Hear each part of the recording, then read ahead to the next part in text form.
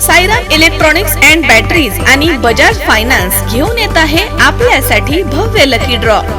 Dussehra Diwali bumper lucky draw offer. Total 21 बक्षीस.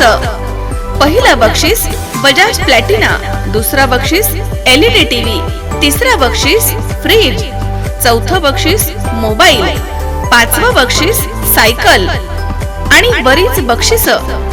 Offer कालावधी 1 October ते 30 नोव्हेंबर.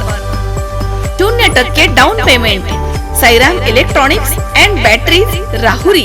चैतन्य दूध आपल्या परिवारासाठी पिशवी बंद शुद्ध दूध, गाईचं शुद्ध गावरान तूप, श्रीखंड, आम्रखंड, पनीर, मँगो, व्हॅनिला, शाही लस्सी, दही आणि अनेक दर्जेदार उत्पादने. तसेच चैतन्य ॲक्वाची पाणी बॉटल. 19ला मी उमेदवारी मागितली होती पक्षाकडे, परंतु त्यावेळेस माननीय शिवाजीराव कर्डिले साहेब हे आमदार होते. पक्षाने त्यांना पुन्हा उमेदवारी दिली. त्यावेळेस कदाचित तो अंदाज येत होता की ते निवडून येऊ शकणार नाहीत. त्यामुळे मी पक्षाकडे प्रामाणिकपणे हे सांगायला गेलो होतो की मला उमेदवारी द्या, मी निवडून येतोय. ते घडलं नाही. त्यावेळेस मला सांगण्यात आलं की यावेळेस थांबा, पुढच्या पंचवार्षिकला तुमचा नक्की विचार करू. आत्ता त्यामुळे आम्हाला काही प्रमाणात आशा होती. आम्ही त्याप्रमाणे तयारीलाही लागलो होतो. पक्षाने आत्तापर्यंत झुलवत ठेवलं. वरिष्ठ नेत्यांशी सगळ्यांशी भेटी झाल्या. त्यावेळेस त्यांनी नक्की विचार करू, आपण नाव येतंय तुमचं यादीला, तुम्ही सर्वेमध्ये आहे, ज्या काही गोष्टी सांगायच्या त्या सगळ्या सांगितलेल्या होत्या. आणि ते सगळं झाल्यानंतर आज यादी डिक्लेअर झाली. तोपर्यंत कुणीही पक्षाच्या वरिष्ठ नेत्याने किंवा कुठल्याही पदाधिकाऱ्याने कुठल्याही प्रकारचा संपर्क केला नाही. यादीला नाव आम्हाला वाचायला मिळालं.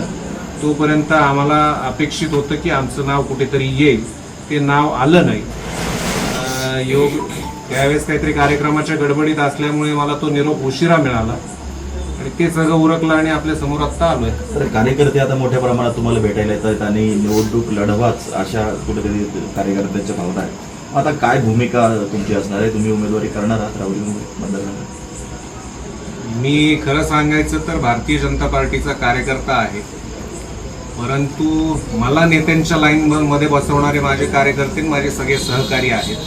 त्यामुळं त्यांच्याशी चर्चा केल्याशिवाय कुठलाही निर्णय मी घेणार नाही.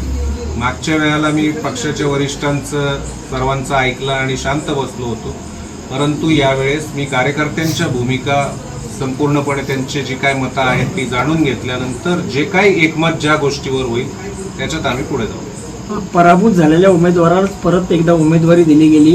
कुठेतरी नवीन चेहरे दिले जातील अशी भाजपकडून चर्चा होती, ती पूर्ण झाली नाही. ही आम्ही आपल्याच माध्यमातून चर्चा ऐकलेली होती, त्यामुळे आमच्याही आशा जरा जास्त वाढल्या होत्या. परंतु आज उमेदवार ज्यावेळेस जाहीर झाल्या त्यावेळेस तसं काही वाटलं नाही. भाजपमध्ये निष्ठावानांना डावललं जातंय असं वाटतं? नक्कीच वाटतंय. भाजपच्या वरिष्ठ पक्षश्रेष्ठींशी आपली काही चर्चा झाली होती का तिकिटाबाबत? प्रत्येक मी नेत्यांना भेटून आलेलो होतो.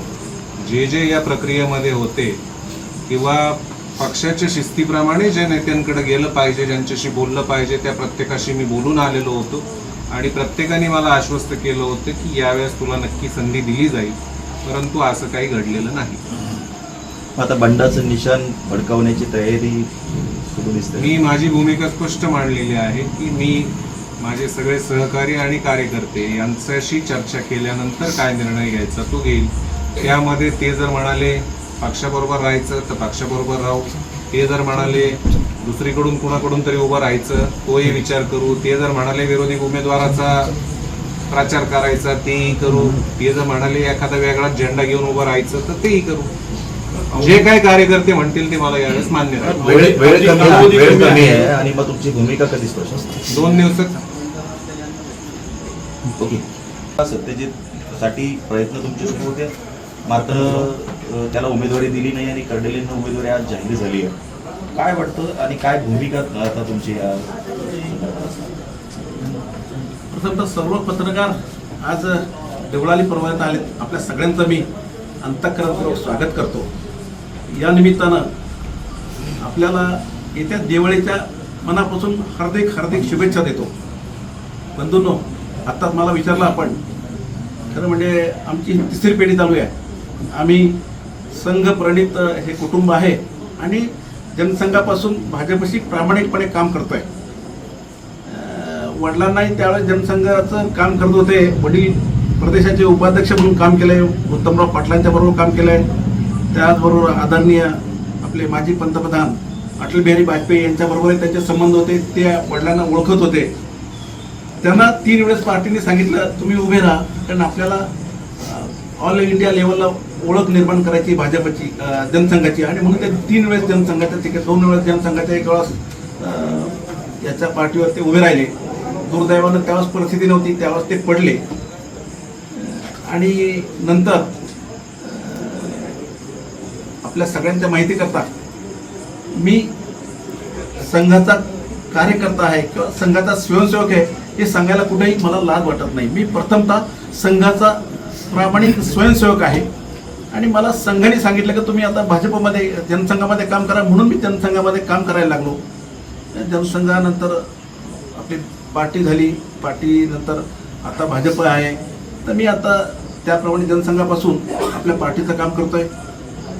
95ला या ठिकाणी भाजपचं ही जागा असल्यामुळे भाजपला तिकीट दिलं गेलं. त्यावेळेस त्या उमेदवाराचं, भाजपच्या उमेदवाराचं डिपॉझिट जप्त झालं होतं. पण नंतर आदरणीय सूर्यकांत पाटील वहाडणे हे प्रदेशाचे अध्यक्ष असताना सूर्यभांजींनी मला घरी बोलून घेतलं आणि त्यांनी सांगितलं की चंद्रशेखर, यावेळेस मी तुला तिकीट देतोय. या निमित्तानं खरं म्हणजे अण्णासाहेबांनी प्रचंड काम केलं, पण अण्णासाहेबांचं कुठे चीज झालं नाही, म्हणून यावेळेस तुला मी भाजपचं तिकीट देतोय. तिकिटाकरता काय प्रयत्न करावे लागतात हे अगोदर मला नव्हतं माहीत. सूर्यभांजींनी मला बोलावलं, फोन करून घरी बोलावलं आणि मला सांगितलं हे तिकीट घेऊन जा. वाजत गाजत तिकीट मला दिलं. आणि त्यावेळेस आदरणीय सूर्यभांजी असतील, आणखी त्यांच्याबरोबर काम करणारे कार्यकर्ते सगळ्यांनी मला प्रचंड काम करून, जीवाचं रान करून, सगळ्या कार्यकर्त्यांनी सुद्धा त्यावेळेस बाय इलेक्शनमध्ये मी थोड्या मताने का होईना विजयी झालो. बंधूंनो, भारत स्वतंत्र झाल्यानंतर 47 सालापासून राहुरी तालुक्यामध्ये कधीच जनसंघाचं भाजपचं खातं उघडलं नव्हतं. पण तो त्यावेळेस सूर्यभांजींनी तिकीट दिल्यामुळे, त्यांनी काम केल्यामुळं आणि आपल्या सगळ्या कार्यकर्त्यांच्या कष्टावर मी त्यावेळेस थोड्या मताने का होईना परंतु आमदार झालो. युतीचं शासन असल्यामुळे सगळे वडिलांना ओळखत होते आणि म्हणून मला सगळ्यांनी मदत केली. त्याचा परिपाक मोठ्या प्रमाणावर राहुरी तालुक्यातले पिण्याच्या पाण्याचे, रस्त्याचे सगळे प्रश्न जवळजवळ मार्गी लागत गेले. आणि परत पुढच्या वेळेस मला तिकीट दिलं गेलं. त्यावेळेस मी थोड्या मताने पडलो, पण 3ऱ्या वेळेस परत मला तिकीट दिलं. म्हणून यावेळेस मी त्याला कंपल्शन करणार नाही काही. तो आणि त्याचे कार्यकर्ते जो निर्णय करतील त्याच्याशी मी 100%, 101% सहभागी. मात्र उद्या जर मुलाने बंडखोरी केली तर तुम्ही ज्या पक्षाशी आजपर्यंत एकनिष्ठ राहिला, ज्या RSS बरोबर तुम्ही आज आहात, त्यांनाच त्याचं नुकसान होईल असं वाटत नाही? RSSचं बिलकुल कशामुळे नुकसान होणार नाही. RSS ही सामाजिक संघटना आहे आणि त्याच्यामुळे कोणाचं RSS मुळे नुकसान होऊ शकतं, पण पुन्हा RSS नाही नुकसान होणार.